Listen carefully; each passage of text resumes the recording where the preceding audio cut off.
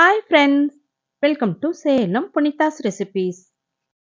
இன்னைக்கு இந்த வீடியோவில் ஒரு வித்தியாசமான பேரில் சூப்பராக ஈஸியாக செய்கிற ஒரு சாம்பார் பற்றி தாங்க பார்க்க போகிறோம். இது எங்கள் அம்மா சொல்லி கொடுத்த சாம்பார். இதுக்கு அவங்க சொன்ன பேர் மங்கம்மா சாம்பார்னு. இது அவங்களுக்கு இப்படி தான் சொன்னாங்களா என்னமோ தெரியாது. இதுக்கு என்ன பேருன்னு தெரியாது. இது எங்கள் அம்மா சொன்னதுனால நான் இந்த சாம்பாருக்கு பேர் மங்கம்மா சாம்பார்னு நானும் அதை தான் வச்சுருக்கேன். இதை எப்படி செய்கிறதுன்னு இன்றைக்கி பார்க்கலாம். இது ரொம்ப ரொம்ப ஈஸியாக செஞ்சிடலாம். இது ரொம்ப பழைய டிஷ்ஷுங்க. இது எங்கள் அம்மா எனக்கு 40 இயர்ஸ்க்கு முன்னாடி சொன்னது. நான் இதில் மாங்காவும் சேர்த்துருக்கேன். ரொம்ப ரொம்ப டேஸ்ட்டாக ஸ்மெல்லும் சூப்பராக இருக்குது.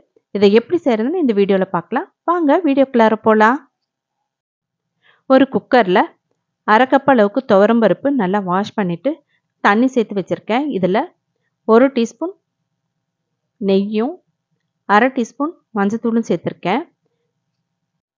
இது கூடவே ஒரு 4 பச்சை மிளகாய், 3 கத்திரிக்காய் நல்லா 4ஆக வெட்டிட்டு உள்ளே பூச்சி இருக்கான்னு பார்த்துட்டு இதோட சேர்த்துக்கலாம்.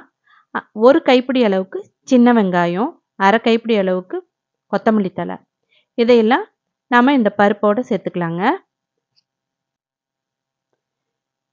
இப்போது இது கூடவே நம்ம தக்காளியும் சேர்த்துக்கணும்.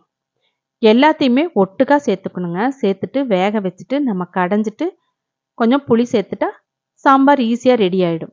இப்போ இது கூட நம்ம தாளிப்பு வடகம் 1 டீஸ்பூன் அளவுக்கு சேர்த்துக்கலாம்.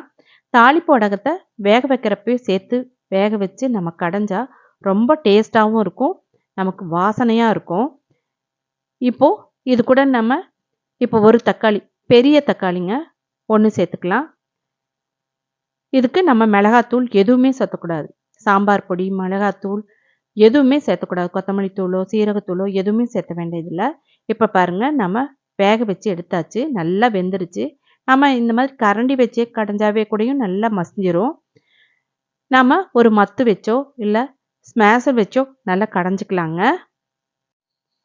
நான் ஸ்மேஷர் வச்சு நல்லா கடைஞ்சிட்டேன். இந்த மாதிரி நல்லா கடையணும். நம்ம எதுவுமே நமக்கு எடுத்து வைக்கிறதுக்கே இருக்காது. வெங்காயம், தக்காளி எல்லாமே நல்லா மசிஞ்சிரும். பாருங்கள், இந்த மாதிரி நல்லா மசிஞ்சிரும். இப்போது கடைஞ்சி ரெடி ஆகிடுச்சு. இது கூட நம்ம ஒரு 7-8 பீஸ் மாங்காய் துண்டு சேர்த்துக்கலாம். மாங்காய் போட்டாவே சாம்பார் நல்ல ஸ்மெல் சூப்பராக இருக்கும். டேஸ்ட்டும் வந்து நல்லா இருக்கும்.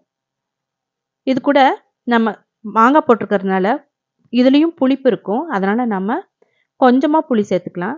இப்போ தேவையான அளவுக்கு உப்பு சேர்த்தாச்சு. இது கூட புளி தண்ணி 2 டேபிள் ஸ்பூன் அளவுக்கு இதில் புளி தண்ணி சேர்த்துக்கலாம். இந்த அளவுக்கு சேர்த்தாவே போதும்.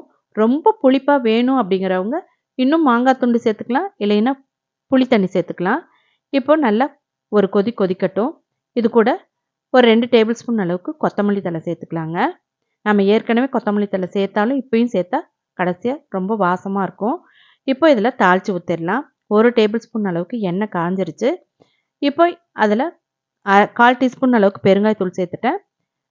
1/4 டீஸ்பூன் கடுகுளுத்தம் பருப்பு, கொஞ்சமாக கருவேப்பிலை, 1 டீஸ்பூன் அளவுக்கு தாளிப்பு வடகம். எப்பவுமே நம்ம சாம்பாரில் கடைசியாக தாளிப்பு வடகம் சேர்த்து தாளித்து ஊற்றினா சாம்பார் ரொம்ப வாசமாக இருக்கும், சூப்பராக இருக்குங்க. சுட சுட அதை நம்ம அப்படியே ஊற்றிடணும். இப்போயே வாசம் கமன்னு இருக்குங்க. இந்த தாளிப்பு வாசனை, அந்த மாங்காய், பச்சை மிளகாய் எல்லாமே சேர்ந்து சூப்பரான வாசத்தோடு இருக்குது. இதை நம்ம சாதத்தில் நல்லா குழைய சாதத்தை வேக வச்சு இதை பிசைஞ்சு சாப்பிட்டா அவ்வளோ சூப்பராக இருக்கும். இப்போ நமக்கு சூப்பரான மாங்காய் போட்ட மங்கம்மா சாம்பார் ரெடி. இந்த வித்தியாசமான சாம்பாரை உங்கள் வீட்டில் நீங்களும் ட்ரை பண்ணி பாருங்கள். உங்கள் எல்லாத்துக்குமே ரொம்ப பிடிக்கும். இந்த சாம்பாரை நீங்கள் யாராச்சும் ட்ரை பண்ணியிருக்கீங்களான்னு எனக்கு கமெண்ட் பாக்ஸில் சொல்லுங்கள். உங்களுக்கு இந்த ரெசிபி ரொம்ப பிடிச்சிருக்குன்னு நம்புகிறேன். பிடிச்சிருந்தா லைக் பண்ணுங்கள். சப்ஸ்கிரைப் பண்ணாதவங்க தயவுசெய்து சப்ஸ்கிரைப் பண்ணுங்கள். உங்கள் ஃப்ரெண்ட்ஸ் அண்ட் ரிலேட்டிவ்ஸ்க்கு ஷேர் பண்ணுங்கள். இதே மாதிரி ஒரு இன்ட்ரெஸ்டிங்கான வீடியோவில் மீட் பண்ணலாம். தேங்க்யூ ஃபார் வாட்சிங்.